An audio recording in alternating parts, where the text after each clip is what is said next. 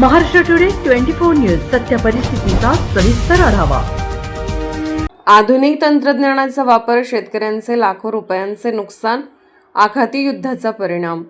यवतमाळ घाटंजी तालुक्यातील पारंपरिक पिकांना पर्याय म्हणून शेतकऱ्याने आधुनिक तंत्रज्ञानाचा वापर करून शेतात टरबूजाची लागवड केली। बाजारात चांगले दर असल्याने पिकाची निगा राखण्यात कोणतीच कमी केली नाही।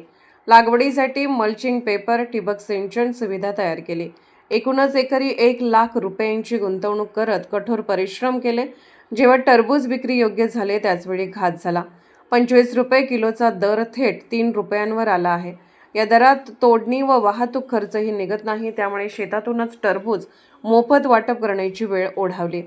घाटंजी तालुक्यातील रामनगर येथे राहणाऱ्या रमेश वाडगुरे यांनी 3 एकरात टरबूजाची लागवड केली होती। यासाठी त्यांना 3 लाख रुपयांपर्यंत खर्च आला होता। बाजारात टरबूजाला दर मिळत नसल्याने शेतामध्येच टरबूज तोडून पूर्ण गावाला मोफत वाटप केले जात आहे। त्यात शेतकऱ्याचे 5 लाख रुपयांचे नुकसान झाले आहे।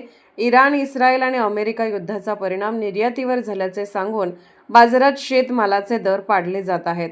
त्यात स्थानिक शेतकऱ्याचे प्रचंड नुकसान होत आहे। इतर पिकांच्याही दरावर याचा परिणाम झाल्याचे वाडगुरे यांनी सांगितले। महाराष्ट्र टुडे मराठीसाठी ब्युरो रिपोर्ट, यवतमाळ।